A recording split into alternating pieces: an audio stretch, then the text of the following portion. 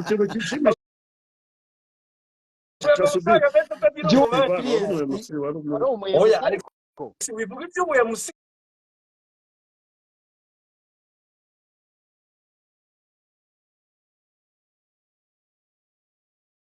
ibyo n'ubuzi nakoraga ku ruhande n'ibindi byamaga amafaranga ibyo ni ku ruhande aje mpari mbireba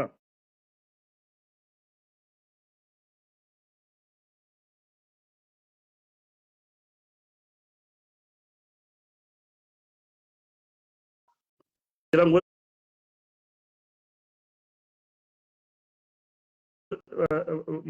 hari igihe bigeze kuba bihinduka niba none ahangaha mwari muganira uribuke neza ko ari n'abakoreraga ubuntu babikora kubera ko babikunze n'amatike ugasanga ni ayabo ariko none ahangaha kuri mwiza radiyo yishoboye iramutwara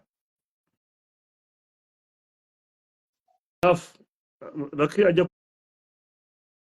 kujya kuri arabiye umwe mu bayobozi byari byamaze nyangwa raki twiza kubiganiraho tera kumubona mutema ndabwo ni umuntu muri creativeness wa showbiz ushobora guhindura televiziyo ya kuko televiziyo Rwanda nyina ngo najyaga nyireba habaga amakuru narebaga igihe cy'amakuru mu gihe cy'abaradia umutoni kuri umurero rwa Everine n'undi bitaga Mabasi Vianney kera yes Dumba showbiz wowe watangiye kuba interest ya showbiz nko mu wihe mwaka ubu turashaka kubanza turebe uko twagiye twinjiramo uko byari bimeze icyo gihe ofete ngewe yumbonye ubona ko ari ibintu bindimo ni ibintu bindimo umuntu wakuye muri Bad Boys natangiriye muri Kuru Family wari muri Kuru Family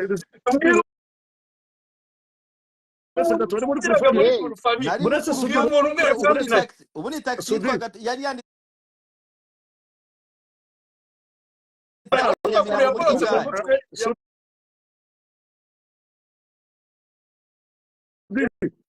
Sudi wowe je nari muri Kuru Family n'abakobwa bikoga ba Christella Kagongo umuyobozi wa urakoze cyane aho ngaho niho nari neza ngera no gutugayize icyumweru kimwe ninjira muri Bad Boy ubwire se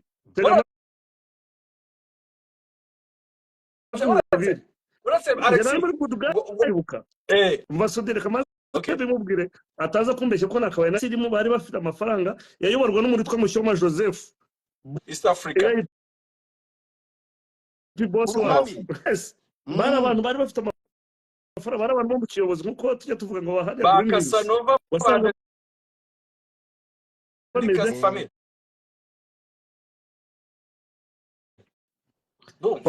oya uretse ngo yabireme icyumweru kimwe itajya muri Bad Boys hanyuma ya Bad Boys wabyinanye mo nabandi icyumweru kimwe muri Kuru Family njya muri Bad Boys sasa muri Bad Boys hari n'ikaze rya Kibi no twarabimubwira waretse akatubwira abo babyinanye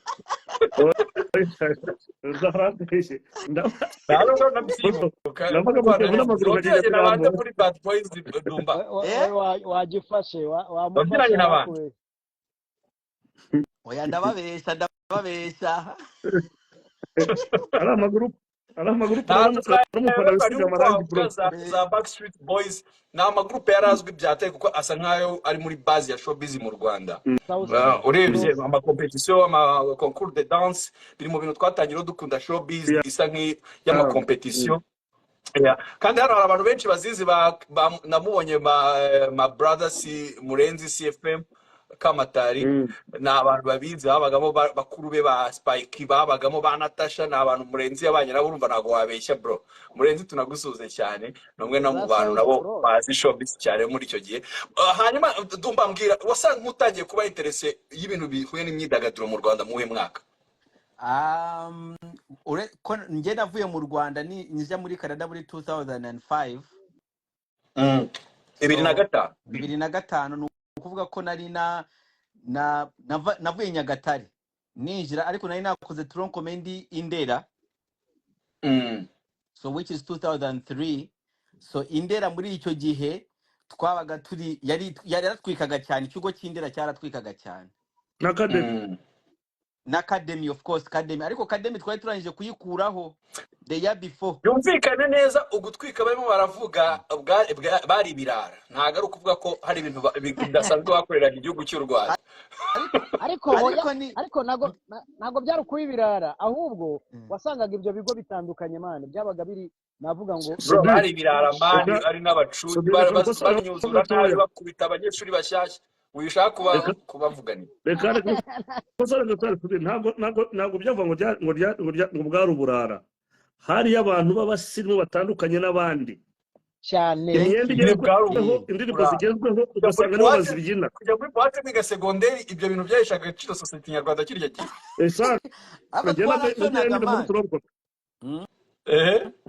Urumva ni nayo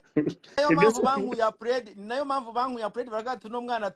agiye kwangirikira hano i Kigali, reka tumutware i Nyagatare kure warahashoboye. I Nyagatare kubera nyine nari muri Nyagatare ntago habaga yo Siyanzimeni. Urumva twakoraga sciences kandi nuza nakundaga Siyanzimeni. Nuwa ko Siyanzimeni ko nari umuhanga, nagendaga mu burara nkaza nagendaga mu burara nkaza nkapfuka. Mu bintu byo kuvuga ngo sinzi ngo vuga ngo history ngo cyangwa ngo biki ngo geography, ibyo ni ibintu byanyoreraga cyane. Nyine Siyanzimeni wari umuhanga. Showbiz iramo ryari rero, kuko showbiz ukuntu waje ubundi biteze igitambaro mu mutwe. Mbega nakuboye. Tubwire ngo showbiz iby'ubuhanga mu ishuri ngo biracyamanga rakinaga. Urumva deja nakoraga ubwo nari kuba naratangiye kuririmba na ba Debeni nabande kubera bari Kiziguro icyo gihe nabo. Icyo gihe ba Tom Close babaga zaki Tom yari Kiziguro, Ben ntabwo yize Kiziguro, Ben yize Gahini. Tom yari Kiziguro. Ben yari Gahini, Tom yari Kiziguro. Ngiye muri iyo myaka nanjye nari Nyagatare, kandi ibintu bakuraga nanjye nibyo nabaga nkora uko batangiye neza. Ariko bafite amajwi bazi no kwandika. Wowe wari ufite ijwi no kwandika. Ukuntu nandikuza amajwi mfite, uzi ko ikintu cya mbere nakoze ngera muri Canada nahise ngura computer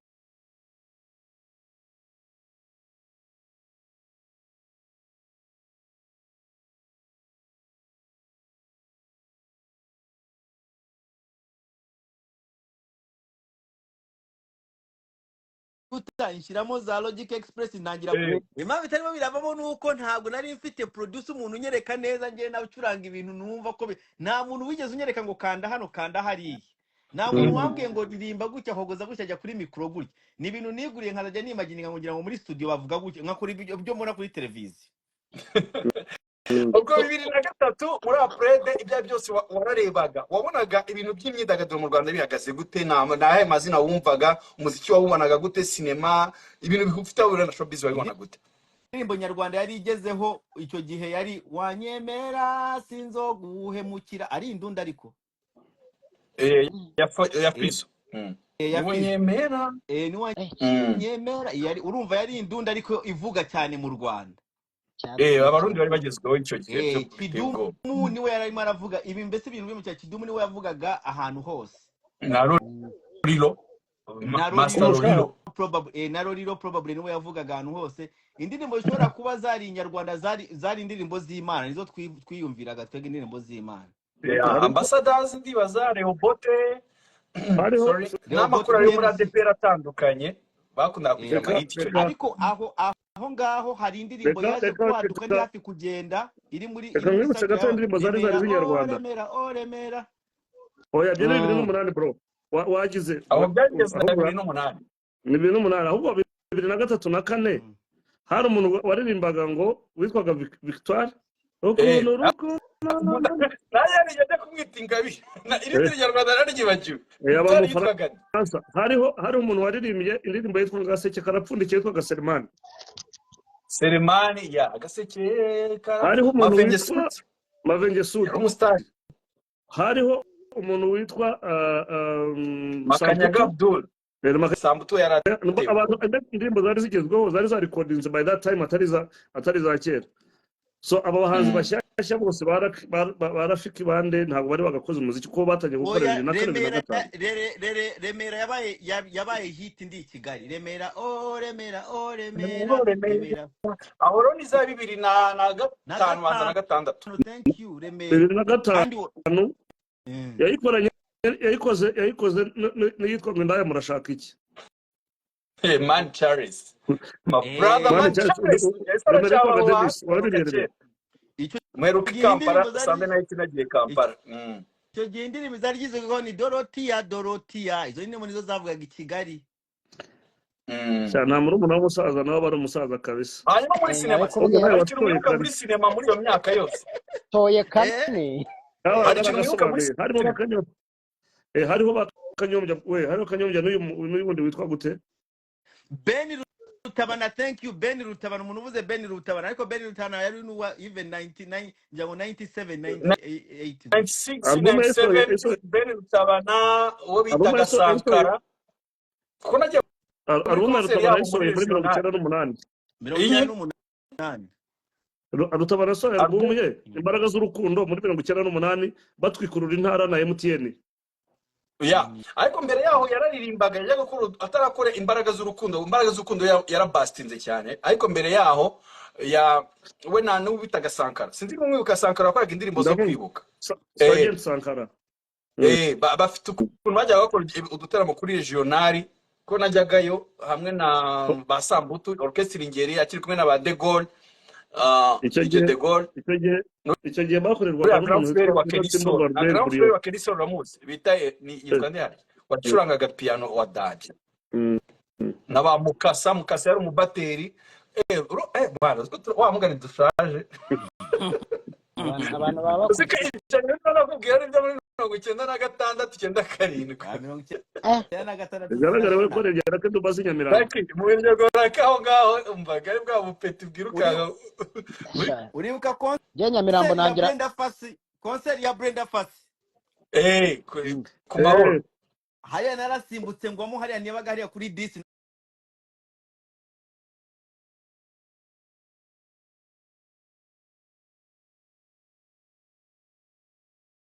nasimbutse bo ninjiramo ubuntu yongeye nayirebeye hari concert yabaye mu Rwanda abantu batazi ikomeye y'amateka yabaye muri 1996 ishobora kuba ariyo concert international ishobora kuba yarabaye mu Rwanda nyuma ya jenoside concert yateguwe na Nati Dread azanye famille ya Bob Marley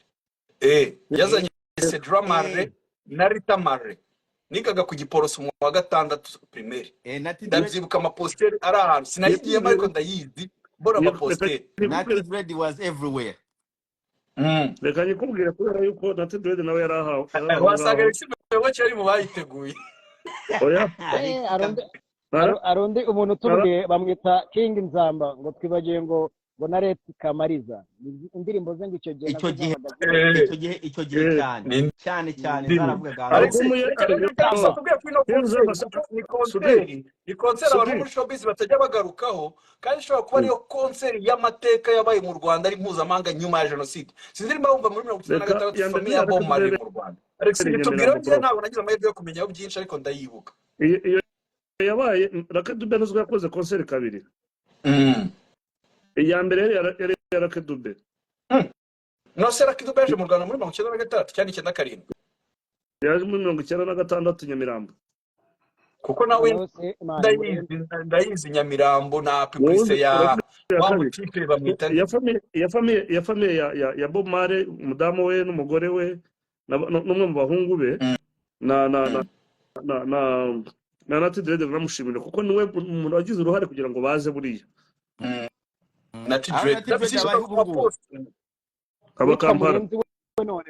Murenzi ati jewe kwa Brenda Fassi nari nicaye imbere ewe data we concert Murenzi kwa Brenda Fassi yarari mu Murenzi yarari mu Murenzi yari umushapu kuva kera ariko buri uko Murenzi yafatiraga Yesu Nyamirambo ari umugaridiye muri 90 na kangahe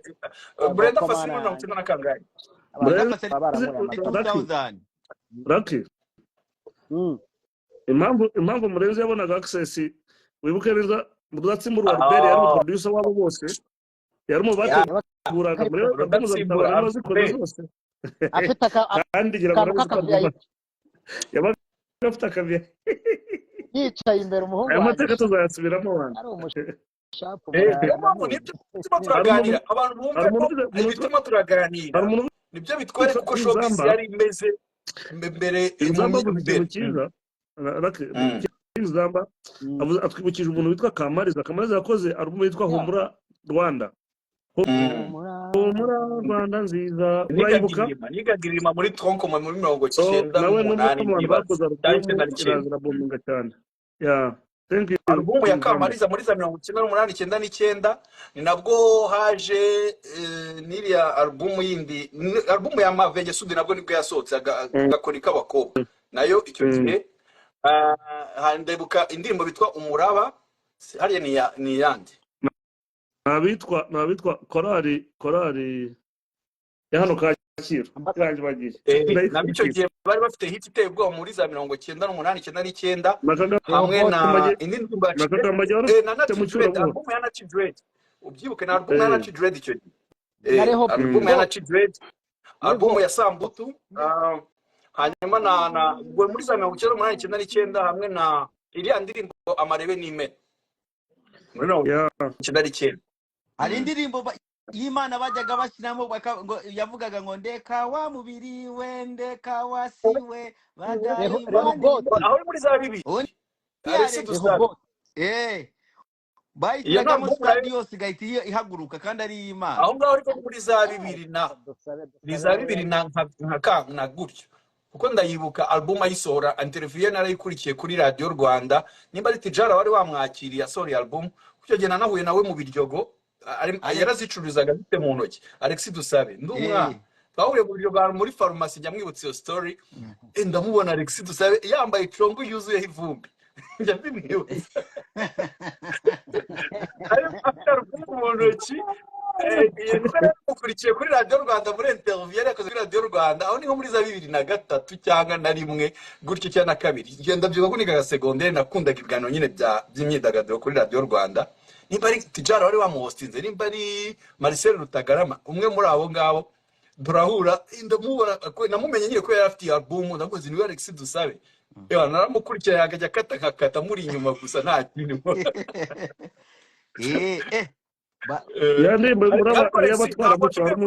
kuri iyo konseri ya Cedra Marley ntago watubwiye details nkeya abantu muri showbiz baje bamenya ibintu hari igihe bakora intonde hari igihe bavuga ibintu kavuga abo bantu ibintu bavuga baba babizi ya Bob Marley y'umuryango we umugore abana be akantu katajya kamva mu mutwe aza kuri stage icyo gihe warubuze ngo nariteguye oya nari umufotographe ahantu runaka plan so narafotoraga rero giye so rero yaje akantu katamva mu mutwe harya nyina Bob Marley twitwa Sedera yitwa Rita bajya bacana n'umugore Rita Marley ni Rita so mama we rero kuza kuri stage nyina wa Bob Marley yaje kuri stage umwe umukazana amufasha hano n'umuhungu amufasha hano tugira ngo ntabasha kugenda ageze kuri stage ukuntu yasimbutse turavuga wa mukecuru twadoze ko arwaye so rero iyo konseri yari yateguwe abantu nibuka barimo ni nyakwigendera Magi for your promotion uramwibuka for your promotion ari n'abantu bagomba kuzirikana mu muziki w'u Rwanda Davis niba mu bantu bari bayiteguye amafaranga yarashyizwemo n'abitwa Rwanda Tere ari Rwanda Tere right n'ubu Rwanda Tere yashyize amafaranga so konseri bajye bayivuga kandi konseri yabaye nini cyane n'abaturanyi duturanye abagande ba Burundi baraza bayizamo nyuma ya jenoside nibaza ko rero ushobora kuba ariyo konseri mpuzamahanga ya mbere yabaye mu Rwanda ko niga gasize muri 96 wise unanyibutsa for your promotion abantu bumve uko bavuga bubu kera hariyo bitaga for your promotion nibaza ko yazanye na Brenda Fassi na Magi ndamwibuka Magi nigeze kujya kumusaba stage duhurira kuri UTC aranyakira aranganiza n'umukurikiye Aristide yari afite groupe yitwa Testament ariyo kumusaba stage muri sinuka konseri ya Danje yari yateguye yari kumusaba stage nyine aranyumva ariko ntago nyine ikiraka naje kukibona ariko ari mu bantu nemeraga for your promotion yes ejo ni showbiz reka kugira ngo iminota itaza kudufata tujye kuri showbiz uyu munsi Dumba twihute urumwe mu bantu we ndakumva oya ndakumva ndimo sinzi mwese ikibazo cya internet nimba ari njye ugize kikaba kubakozeho mwese ubwo se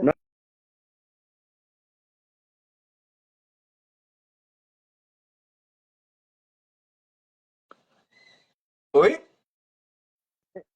salam nayindi shwa mfite y'ahantu ndi tu wa alaikum salam bro ya so Dumba Yeah. sindiri muri unyumva ndakumva nari mvuze ni reka twinjire kuri showbiz uyu munsi kugira ngo iminota ndabona irimo irihuta itaza kudufata iyo gusoza ikiganiro tutarabiganirikaho icyatuzanye uyu munsi showbiz uyu munsi Dumba urayibona utihagaze ite kuri mu bantu nzi noneho bakaniye ubu showbiz cyonyine icyo nshobora kubona kitameze neza kitagenda neza abantu barimo bararekura mainstream media which is very bad sinzi ukuntu dushobora gukora ariko nanone abantu bo muri mainstream media barimo nibo batatwemerera kugira ngo we work hand in hand urumva kandi tuba dukeneye mainstream media kubera niyo ifite abantu benshi uriya mainstream media niyo ishobora gukavaringa abantu bagera i Nyagatare ibyumba za hehe kubera bo bareba televiziyo bafite iminara twebwe tureba n'abafollowers ufite tu ariko